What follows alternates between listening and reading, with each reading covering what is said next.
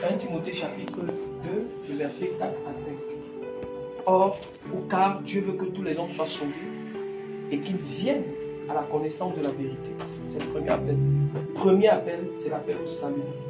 Donc Dieu appelle d'abord tous les hommes à être sauvés. Dieu n'appelle pas d'abord tous les hommes à avoir un ministère. Tu comprends? Dieu appelle tout le monde, et tous qui sont là ce soir. S'il y a une ou deux, trois personnes qui n'ont pas encore accepté Jésus, c'est l'occasion que le Seigneur nous donne, l'appel au salut. Le Seigneur veut sauver tout le monde. Dieu veut d'abord sauver nos âmes. D'accord? Donc c'est le premier appel. Crois au Seigneur Jésus, tu seras sauvé toi et toute ta famille. Acte 16, je crois 31.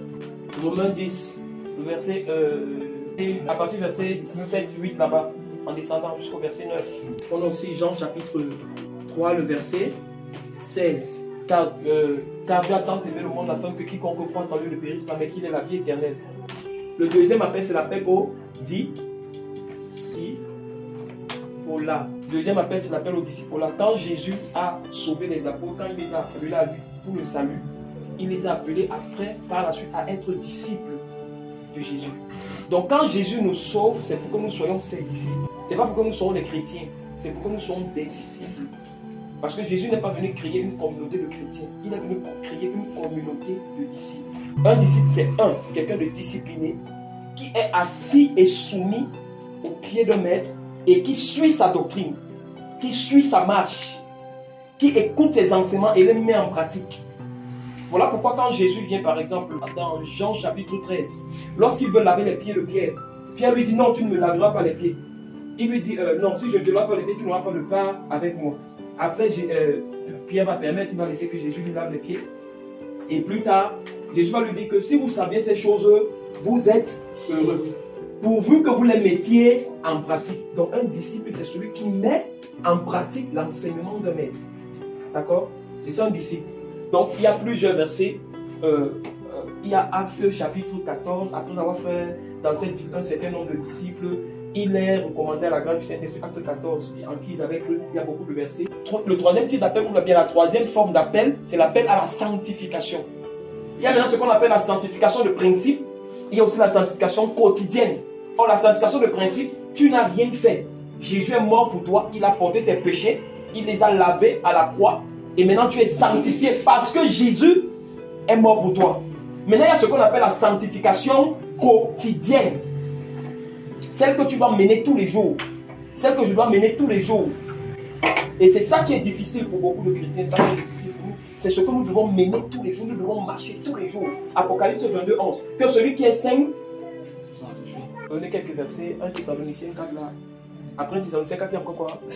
Hébreux 12, 14. Oui, Apocalypse 22, 11. Oui.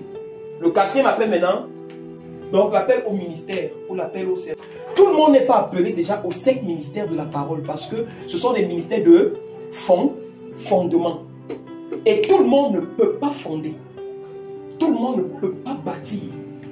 Tout le monde peut prêcher l'évangile. Tout le monde peut prêcher l'évangile. Un disciple de Jésus peut prêcher l'évangile et les gens croient. Mais ce n'est pas tout le monde qui peut prendre un homme après l'avoir prêché l'évangile et faire de lui un disciple. Tout le monde ne peut pas faire ça. Il y a une catégorie de personnes que Dieu a appelées. Donc tout le monde n'est pas appelé à le faire. Tout le monde n'est pas pasteur ici. Tout le monde n'est pas apôtre ici. Mais il peut y avoir des diacres. Il peut y avoir des gens qui ont le don de guérison. Maintenant, il y a plusieurs dons. On va regarder un peu 1 Corinthiens 14, 1 Corinthiens 12. Chacun prend un peu quelques versets qui vont un peu, qui baladent un peu dans les ministères là. Les ministères différents de Ephésiens 4. Quelqu'un d'autre prend Romains chapitre 12. Ephésiens 4, 11. Maintenant, il y a ici, là, il y a certains qui auront le don des prophéties. C'est un ministère. Il y a le don du parler en langue. PN. On a expliqué ça vendredi. Il y a encore quoi? Le don de libéralité. Il y a le don d'exhortation. Une seule peut exhorter, elle peut avoir le don d'exhortation. Oui, quoi encore? La présidence, modérer la modération. L'hospitalité. Donc voilà les ministères. Il y a le diaconat, c'est un ministère. Tu peux être diacre et diaconesse dans l'église. Voilà des trucs que les gens doivent aspirer, les femmes doivent aspirer même à faire.